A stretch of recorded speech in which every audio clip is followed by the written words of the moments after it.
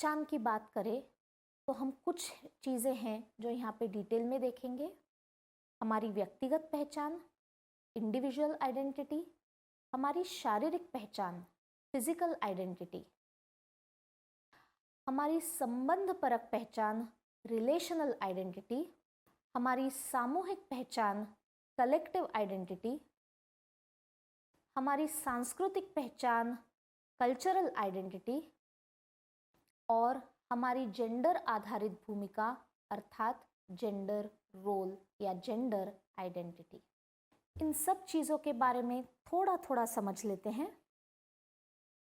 अपनी अपनी नोटबुक्स में अब हमें लिखना है हमारी खुद की पहचान के बारे में। उनमें से कुछ चीज़ें हम देखेंगे जिसमें हम देखेंगे individual identity, relational identity, gender identity और कुछ बातें।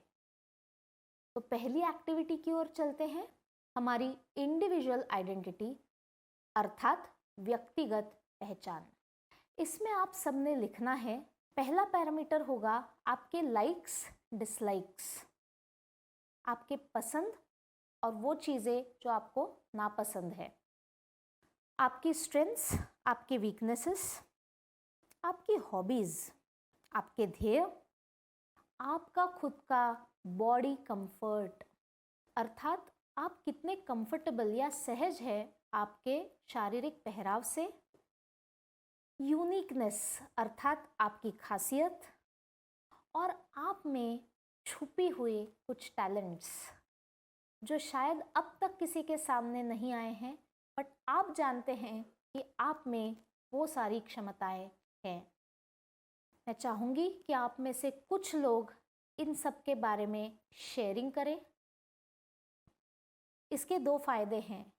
ग्रुप में जब हम बात करते हैं हमें सेल्फ अवेयरनेस ज़्यादा बढ़ने की संभावना बढ़ जाती है, और दूसरा कभी कभी ये होता है कि हमें खुद को उठ के रोज़ बताना पड़ता है कि तुझ में अच्छा क्या है, क्योंकि हर रोज़ की ज़िंदगी में भागते भागते काफ़ी बार हम भूल जाते हैं कि हम कौन हैं, हम क्या अच्छा कर सकते हैं और हम क्या चाहते हैं।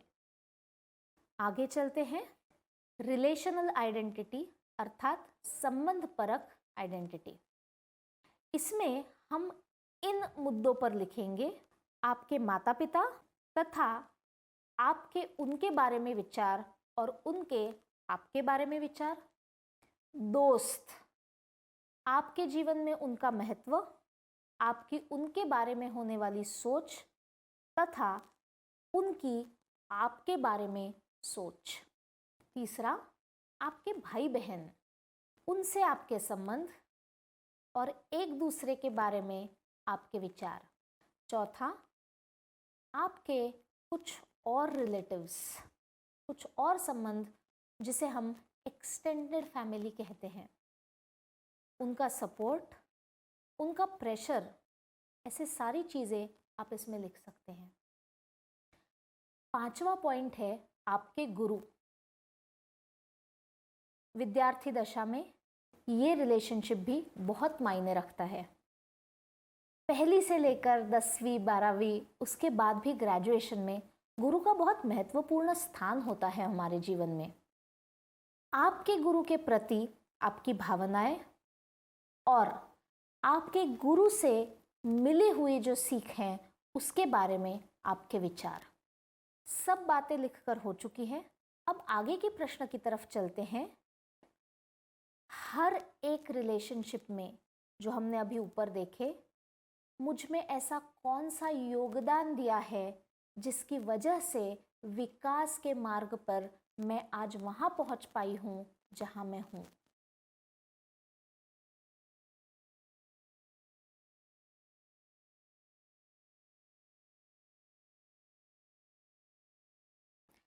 मैं चाहूंगी कि आप में से कुछ लोग जो भी आपने आंसर्स लिखे हैं वो शेयर करें, ताकि हर एक को अपने अपने डिफरेंसेस भी पता चले और अलग अलग पहलू भी पता चले। आगे चलते हुए हम देखेंगे, बात करेंगे कलेक्टिव आइडेंटिटी की। इसमें आप ये डिटेल्स लिख सकते हैं, कौन से शहर में आपका जन्म हुआ, फिलहाल आप कौन से शहर में स्थित हैं, आपकी मातृभाषा क्या है, आपके रोल मॉडल्स कौन हैं, खाने में आपकी पसंदीदा डिश क्या है, आपके कल्चर की कोई ऐसी खास बात जो और कल्चर्स में नहीं देखी गई है। मैं चाहूँगी कि आप अपने उत्तर पूरी टीम के साथ शेयर करें ताकि हमें एक दूसरे में कुछ सिमिलैरिटीज़ भी मिले और कुछ भिन्नताएं भी मिले। डिस्कशन के बाद आपको पता चला होगा कि जैसे कुछ चीज़ें हैं जो हम सब में सिमिलर है इंसानियत के तौर पर, वैसे ही कुछ चीज़ें हैं जो काफ़ी भिन्न हैं। हमारे तौर तरीके, हम जो फेस्टिवल सेलिब्रेट करते हैं, हमारे बोलने चलने का ढंग, हमारे प्रेफरेंसेस, चॉइसेस, लाइक्स, डिसलाइक्स इत्यादि। एक सवाल मैं आपके सामने रखना चाहूँगी और यह चाहूँगी कि आप इसके बारे में थोड़ा विचार करें और उसके बाद अपना जवाब लिखें। क्वेश्चन गौर से सुनिए। How much should a person's caste, financial status और mother tongue define that individual. अर्थात किसी व्यक्ति की मातृभाषा, उसकी आर्थिक परिस्थिति या उसकी जाति या धर्म कितने महत्वपूर्ण पॉइंटर्स है उस व्यक्ति का मूल्यमापन करने के लिए।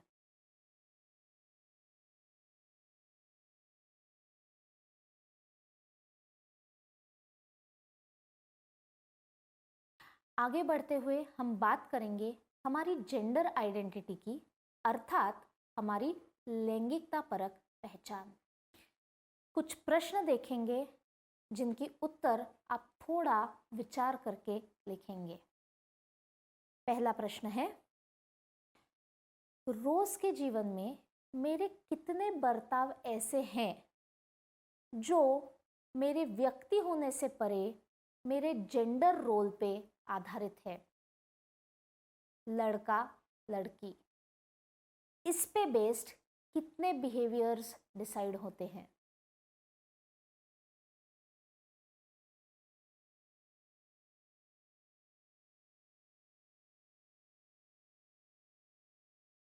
दूसरा प्रश्न है, अगर जेंडर बेस्ड रिस्ट्रिक्शंस हम पर नहीं डाले जाते तो आज कौन से दो वर्तन हैं जो शायद मैं अलग करती, या कुछ ऐसी दो आदतें मेरी हो जो आज अलग होती।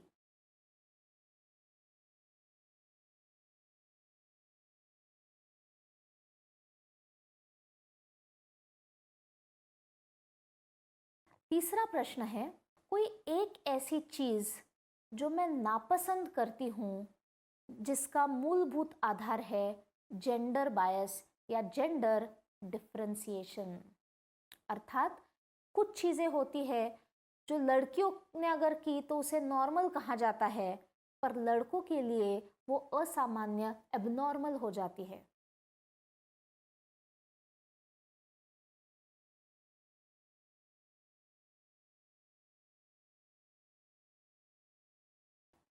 कल्चर में हमने कई चीजें देखी है। लड़कियां रोए तो उसे सामान्य माना जाता है, बट लड़कों से हमेशा कहा जाता है लड़की की तरह मत रो। भाई लड़के भी तो इंसान हैं, किसी न किसी बात का दुख होगा, कभी ना कभी अपने जीवन की राह में अकेला महसूस करेंगे, कभी घर परिवार का कोई महत्वपूर्ण हिस्सा दूर हो जाए, दुख तो उन्हें भी होगा। लेकिन जेंडर बेस्ड रोल कहता है लड़कों ने स्ट्रांग होना चाहिए, रोना नहीं चाहिए। ये एक एग्जाम्पल हुआ।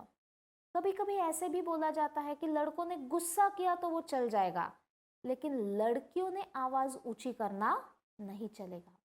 ऐसी भिन्न चीजें हैं जो हम रोज एक्सपीरियंस करते हैं।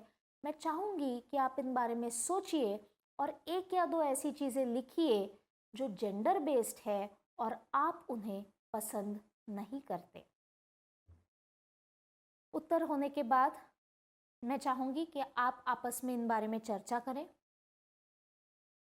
और इन सब से हमें क्या जानकारी मिलती है, हमें क्या सीख मिलती है हमारे जेंडर बेस्ड रोल्स के बारे में। देश विदेश में अगर आप जाएंगे तो देखेंगे जेंडर बेस्ड रोल्स का अलग अलग महत्व है।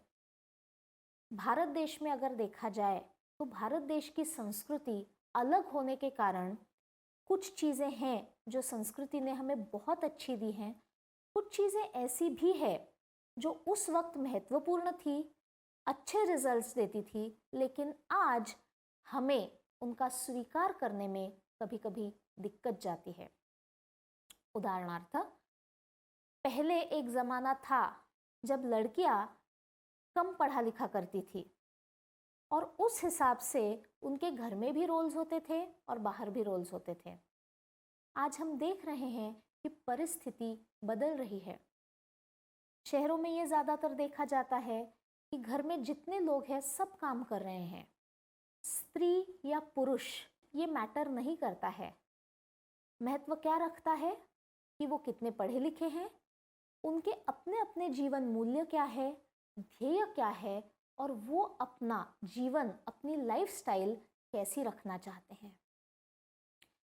कुछ चीज़ें जेंडर बेस्ड ऐसी होती है जो हमें लगती है हमें पीछे खींच रही हैं।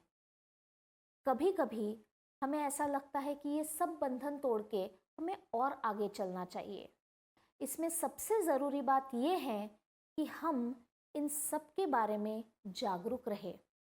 हमें हमारा कल्चर, हमारा परिवार, हमारा जेंडर बेस्ड रोल और हमारा ध्येय, इन सब के बीच बैलेंस रखना ज़रूरी है। दुनिया बदल रही है, तेज़ी से बदल रही है। इस बदलाव का हम हिस्सा है, बहुत महत्वपूर्ण हिस्सा है। लेकिन अगर हम ये सब चीज़ें अवेयरनेस के साथ, आत्म जागरूकता के साथ करते हैं तो इस जर्नी में, इस सफ़र में आगे जाते वक्त ना हम खुद का नुकसान करेंगे, ना औरों की भावनाओं पे ठेस पहुंचाएंगे, और ना हमारे रिलेशनशिप्स में प्रॉब्लम्स आएंगी। लेकिन अगर हम इन सब के बारे में एक ही दिशा में सोचते गए तो हो सकता है हम अपने सफ़र में तो बहुत आगे निकल जाए, लेकिन सामाजिक तौर पे, परिवार के तौर पे हम कभी कभी अपने आप को अकेला महसूस करें। सो जेंडर बेस्ड रोल में दो महत्वपूर्ण चीज़ें ऐसी है कि कुछ चीज़ें हैं जो जेंडर बेस्ड रोल के साथ आई हैं, हमें यहाँ रुकना चाहिए, उन बातों का आकलन करना चाहिए और फिर निर्णय लेना चाहिए कि उनमें से कौन सी बातें ऐसी है जो आज मेरे विकास के लिए अच्छा योगदान करती है, उन्हें मैं आगे चल के कंटिन्यू करूँगी, और कुछ चीज़ें ऐसी है, कौन सी चीज़ें ऐसी है जो आज वक्त के हिसाब से, मेरे विकास के हिसाब से मुझे बदलनी चाहिए और आगे बढ़ना चाहिए। मैं आशा करती हूँ कि आज के सत्र से आप कुछ ऐसा ले जाएंगे जो आपको आपकी सकारात्मक आत्म छवि बनाने में और मेंटेन करने में मदद होगी। फ्यूचर के लिए आपको ढेर सारी शुभकामनाएं। नमस्ते।